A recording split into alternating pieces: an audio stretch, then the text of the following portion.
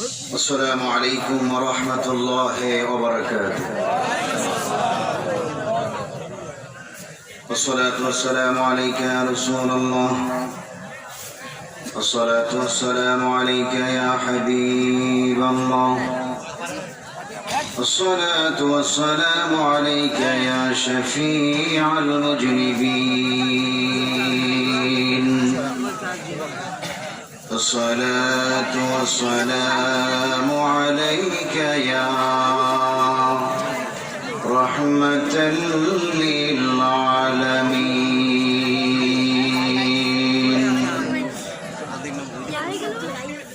الحمد لله رب العالمين والعاقبة للمتقين، والصلاة والسلام على رسوله محمد وآله وأصحابه أجمعين.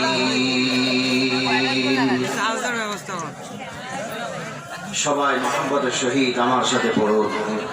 আউযু বিল্লাহি মিনাশ শাইতানির রাজীম। বিসমিল্লাহির রাহমানির রাহিম। কুল বিফাদলিল্লাহি ওয়া বিরহমাতিহি ফাবিযালিকা ফালইফরাহু হুয়া খায়রুম মিম্মা ইয়াজমাউন।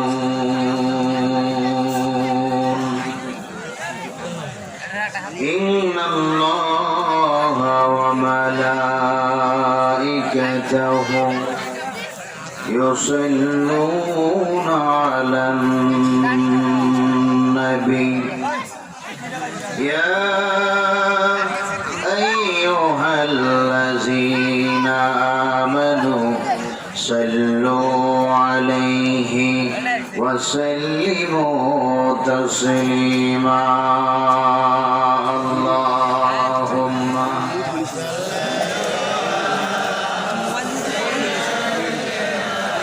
মাওলানা মুহাম্মদ ওয়া আলা আলি সাইয়্যিদিনা।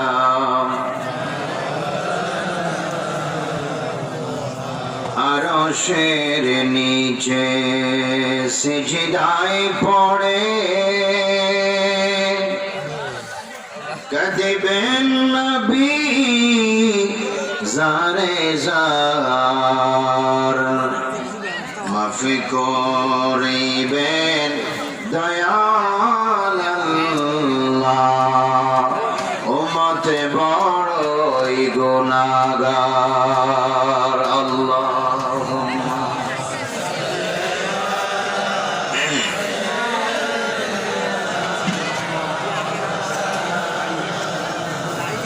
ওয়া আলা আলি সাইয়্যিদিনা।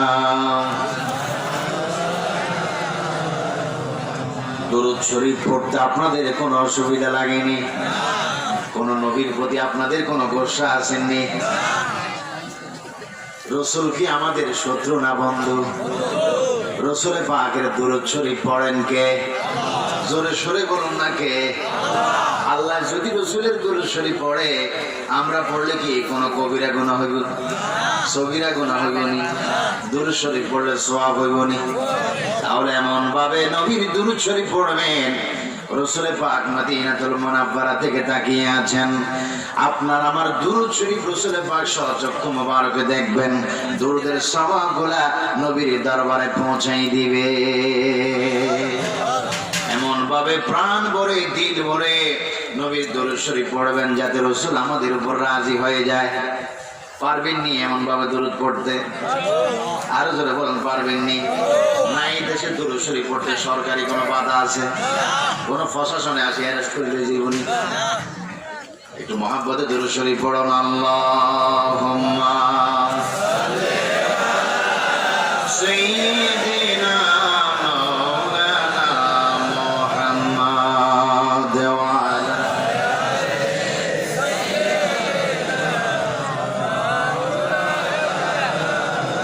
নিরাশে ভূমি সরসে হয় রে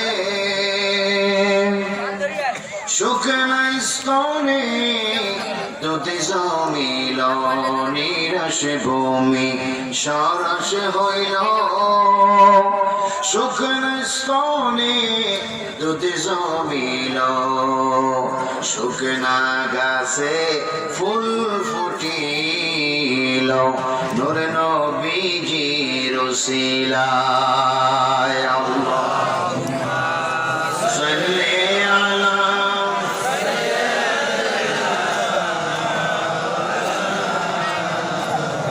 ওয়ালা আলি সাইয়্যিদিনা সুবহানাল্লাহ walhamdulillah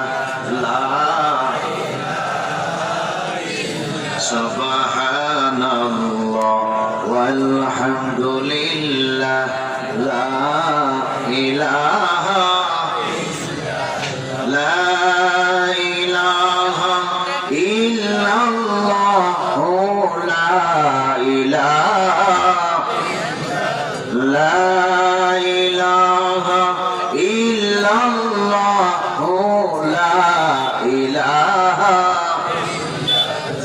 حسبي ربي جل الله সবাই حسبي ربي جل الله ما في قلبي غير الله نور محمد صلى الله لا إله سبحان الله والحمد لله لا إله إلا الله لا إله جل لا إله إلا الله لا إله إلا الله محمد رسول الله সবাই পড়ি সাল্লাল্লাহু আলাইহি ওয়াসাল্লাম উপস্থিত লালমনিরহাট জেলাধীন হাতীবান্ধা বড়খাতা পশ্চিম শারডুবি পকিরটারি পুরাতন জামি মসজিদ সংলগ্ন হাফেজ বজলুর রহমান রহমতুল্লাহ আলাইহ মাজার শরীফ সংলগ্ন ময়দানে আজিমুশ শান পবিত্র ঈদ মিলাদুন নবী সাল্লাল্লাহু আলাইহি ওয়াসাল্লাম উদযাপন উপলক্ষে আজিমুশ শান মাহফিলের সম্মানিত সভাপতি জনাব মোহাম্মদ বয়েজউদ্দিন সাহেব পরিচালক তাফসীরুল কোরআন মাহফিল আজকের মাহফিলের যিনি প্রধান অতিথি জনাব মোহাম্মদ শিহাব আহমেদ সাহেব প্রতিষ্ঠাতা ও চেয়ারম্যান শিহাব আহমেদ ফাউন্ডেশন তুরস্ক প্রবাসী তরুণ উদ্যোক্তা ও বিশিষ্ট সমাজসেবক বিশেষ মেহমান বিশেষ বক্তা বিশেষ অতিথি সম্মানিত অতিথিগণ বিশেষ করে আমার ডানে বামে সামনে পিছনে উপস্থিত আল্লাহ প্রেমিক রসুল প্রেমিক ওলি প্রেমিক দেশ প্রেমিক কোরআন ও হাদিস ইজমা ও কিয়াস প্রেমিক ইসলাম প্রেমিক আমার সরল মনের সুন্নি মুসলমান ভাই বাবারা বিশেষ করে পর্দানিশীন আমার অসংখ্য মা এবং বোনেরা আপনাদের সকলের প্রতি আমার মহব্বতের সালাম আসসালামু আলাইকুম ওয়া রাহমাতুল্লাহি ওয়া বারাকাতুহু সর্বপ্রথম আমরা তারিফ করি প্রশংসা করি, গুণগান করি সেই মহান আল্লাহ, যিনি আমাদেরকে শ্রেষ্ঠ ধর্ম ইসলাম দান করেছেন, যিনি আমাদেরকে শ্রেষ্ঠ কিতাব কোরআন দান করেছেন, যিনি আমাদেরকে শ্রেষ্ঠ রসুল মুহাম্মদ রাসূলুল্লাহকে দান করেছেন, যিনি আমাদেরকে শ্রেষ্ঠ মাযহাব দান করেছেন, যিনি আমাদেরকে নিয়ামত ভরপুর নিয়ামত দান করে আমাদেরকে মুসলিম বানিয়ে আখির নবীর উম্মত বানিয়ে আমাদেরকে পাঠাইলেন।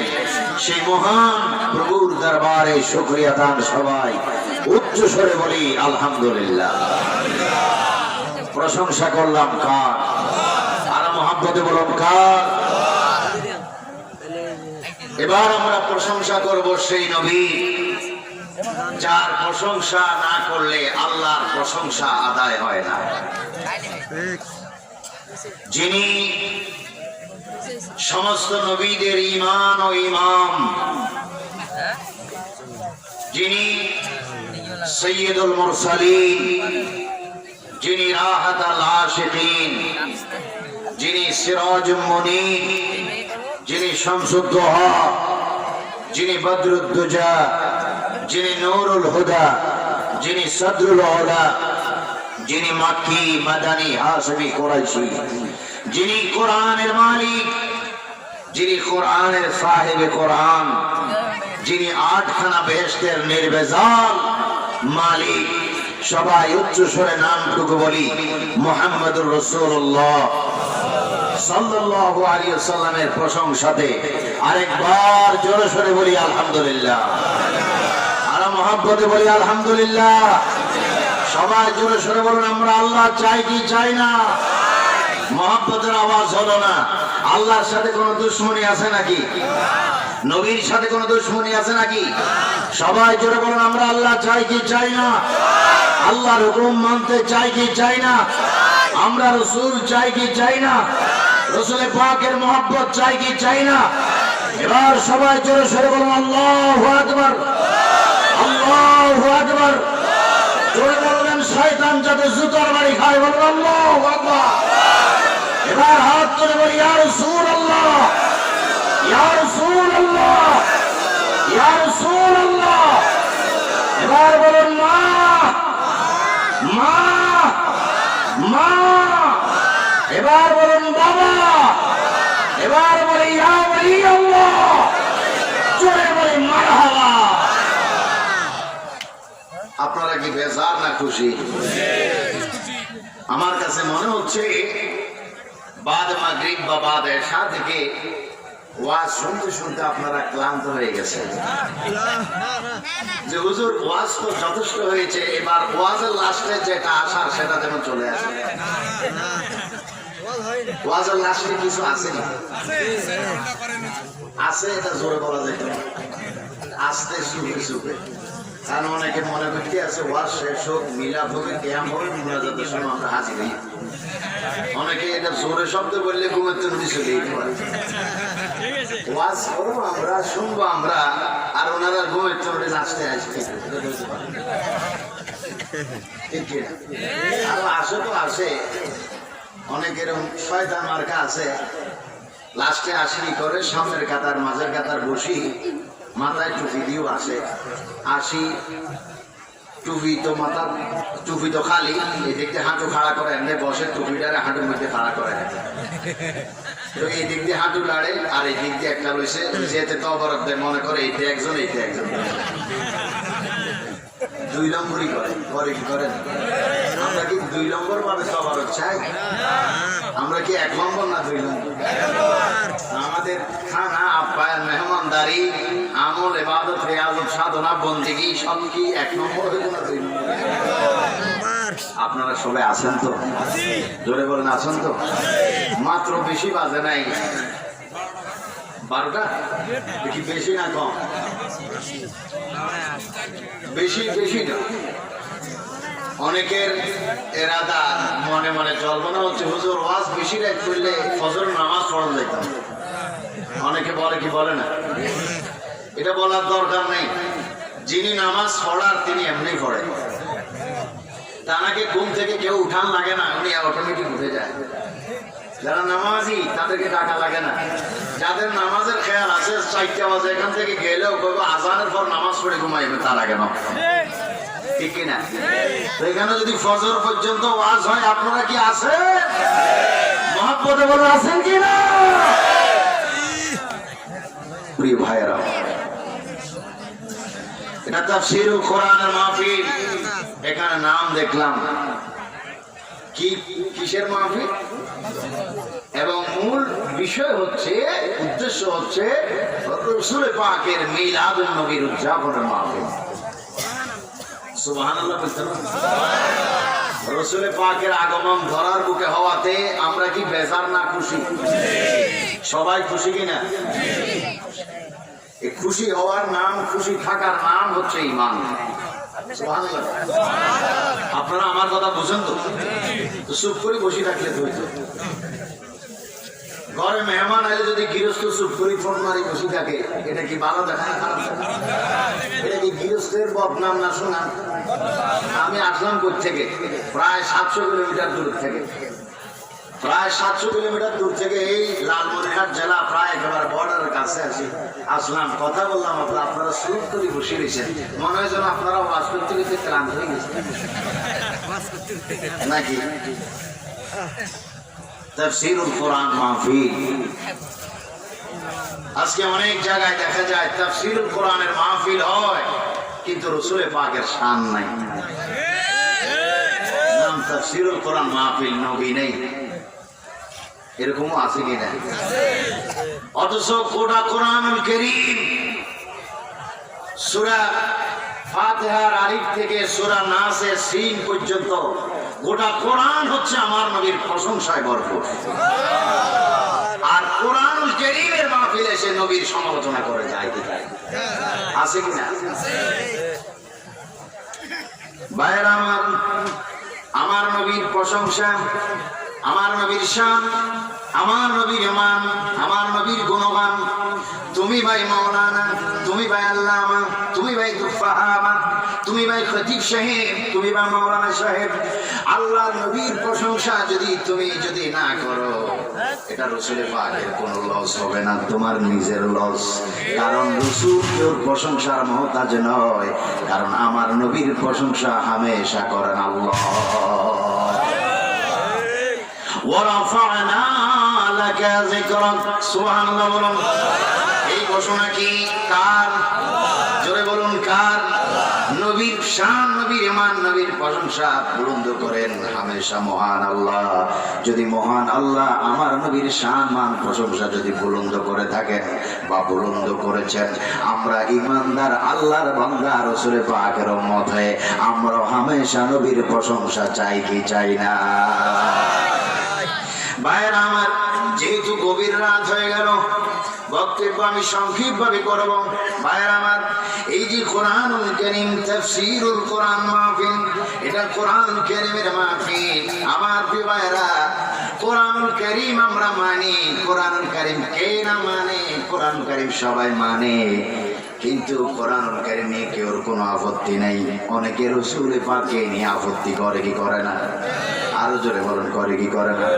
এমন অনেক প্রাইভেট মুসলমান আছেন যারা কোরআনকে যত ভালোবাসে কিন্তু রাসূলকে এত ভালোবাসে না, অথচ কোরআনের মালিক রাসূলুল্লাহ, সুবহানাল্লাহ। আর কোরআন হলো হাদিয়া। কোরআনের 40 বছরের সিনিয়র হচ্ছে আমার দয়াল নবী, আর রাসূল পাকের 40 বছরের জুনিয়র হচ্ছে কোরআনুল কারীম। কারণ রাসূল পাক ধরার বুকে আগমন করার 40 বছর পর কোরআন নামক হাদিয়া আল্লাহ পাঠাইছে। জোরে বলুন সুবহানাল্লাহ।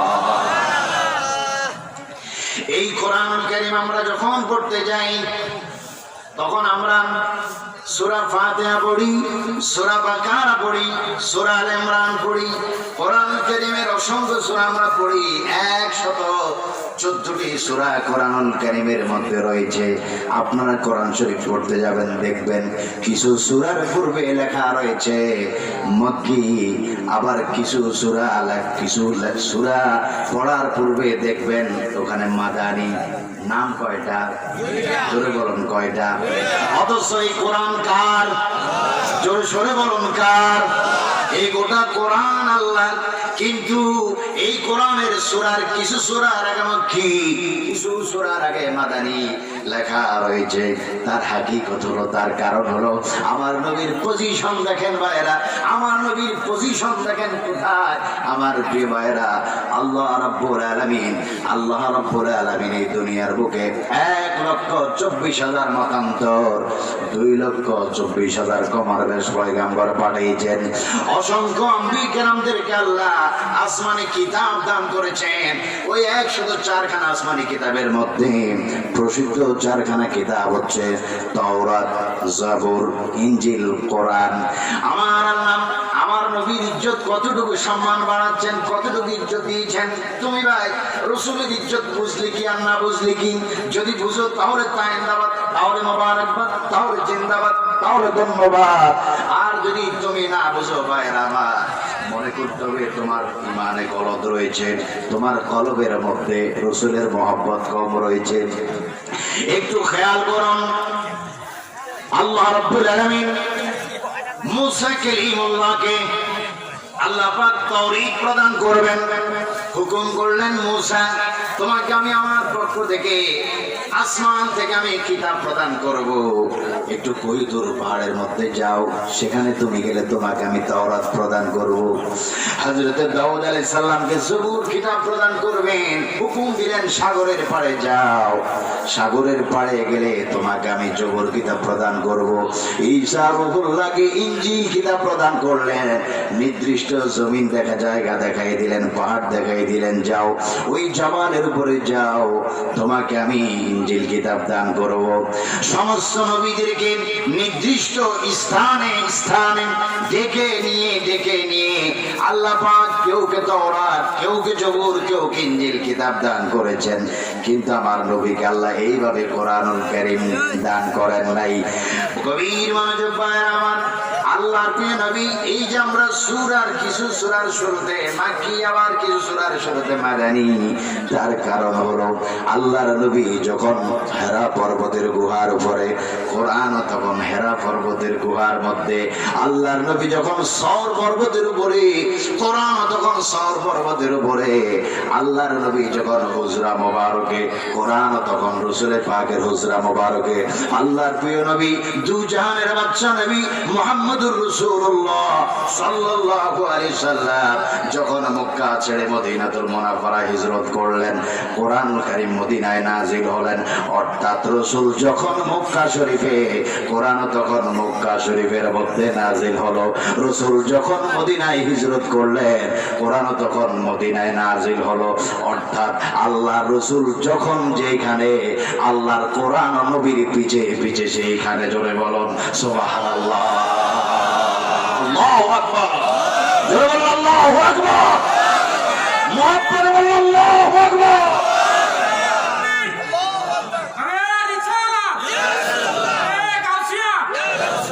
আলহামদুলিল্লাহ, আলহামদুলিল্লাহ। এতে কি আমাদের অন্তর খুশি হইল না বেজার হইল? নবীর সম্মান বাড়াইল কে? তো নবী কার?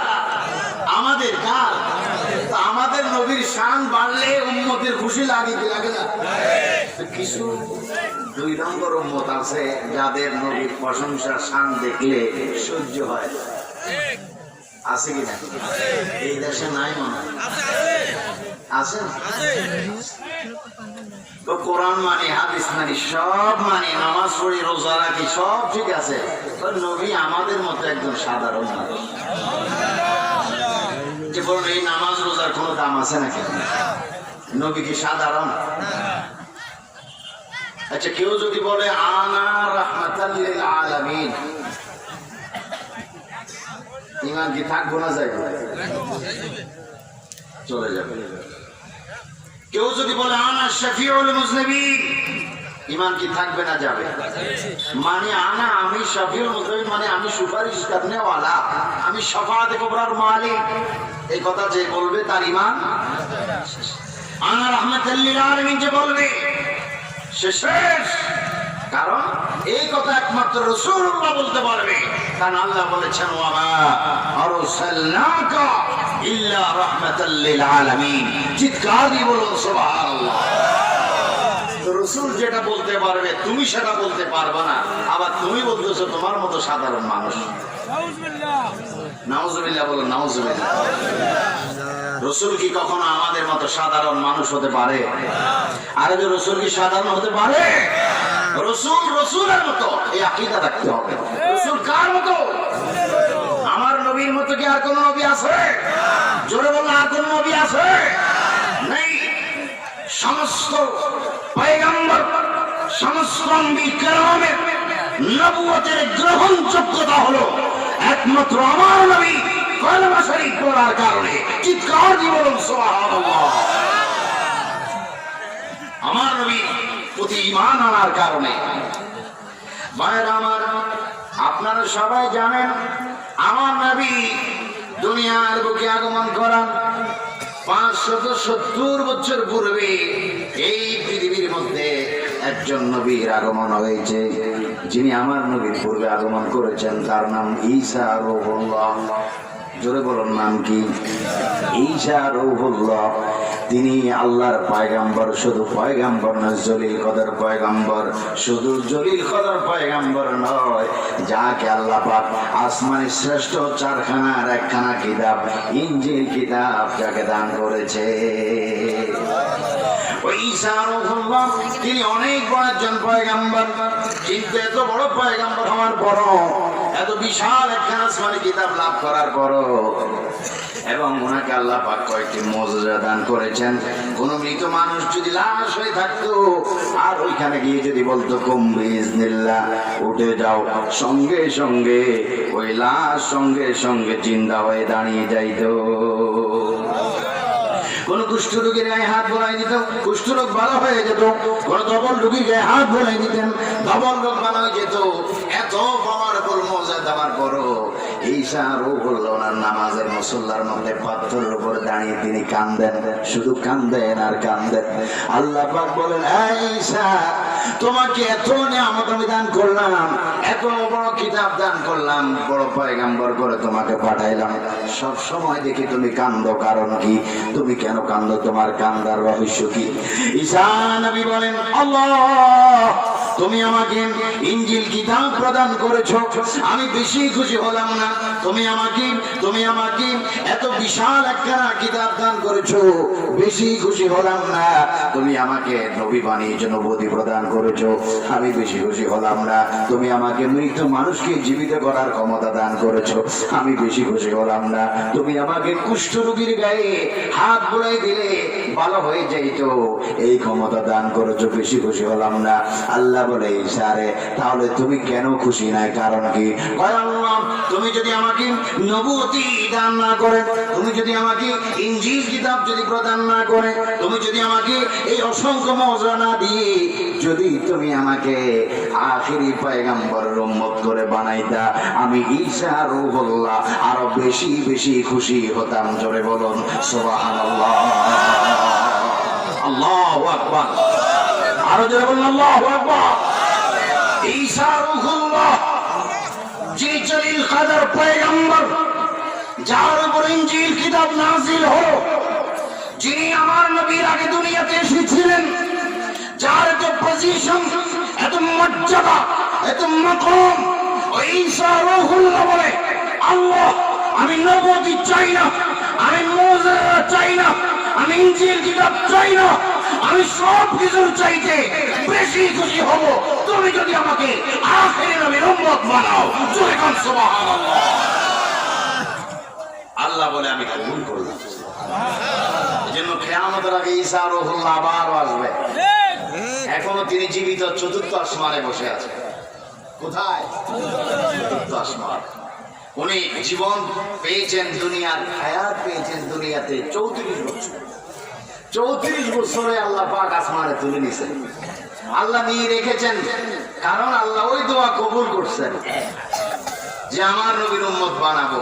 এবং বানাবো না, ওই ঈসা রূহুল্লাহ দুনিয়াতে কিয়ামতের আগে আসার পর তিনি ইসলাম নতুন কায়েম করবেন এবং ওনার ইন্তেকাল হবে। ইন্তেকাল হওয়ার পর যেখানে তার মাজার হবে, কবর হবে, সেই জায়গাও এখনো বিদ্যমান রয়েছেন আমার রাসূল পাকের রওজা মুবারকের ভিতরে। চিৎকার দিয়ে বলুন সুবহানাল্লাহ। এই জায়গাটা আমার রাসূল রেখে গিয়েছেন, রাসূল রেখে গিয়েছেন। যেখানে আমি রাসূল পাকের রওজা হবে, যেখানে আম্বিয়া কেরামদের হুজরা শরীফ হয়, সেখানে আম্বিয়া কেরামদের দাফন হয়। ওইখানে আমার নবীর দাফন হলো, দাফন মোবারক হলো। সেখানে রাসূল পাকের ডানে আবু বকর, তার ডানে হযরত ওমর, তার পাশে একটা জায়গা এখনো খালি রয়েছে যেখানে ঈসা রূহুল্লাহর কবর হবে। ঈসা রূহুল্লাহ যদি আমার নবীর দেওয়ানা হতে পারেন, আমার নবীর প্রেমিক হতে পারেন, আমার নবীর আশিক হতে পারেন, সেই ঈসা রূহুল্লাহ যদি আমার নবীর প্রতি এত দেওয়ানা হতে পারেন, আমরাও নবীর প্রতি দেওয়ানা হতে চাই কি চাই না? যারা বলেন চান কি চান না? এটা মিলাদুন নবী উদযাপন উপলক্ষে মাহফিল। আপনারা বেজার না খুশি না? মিলাদুন নবীর মাস তো চলে গেছে আর 2-3 মাস আগে। এখন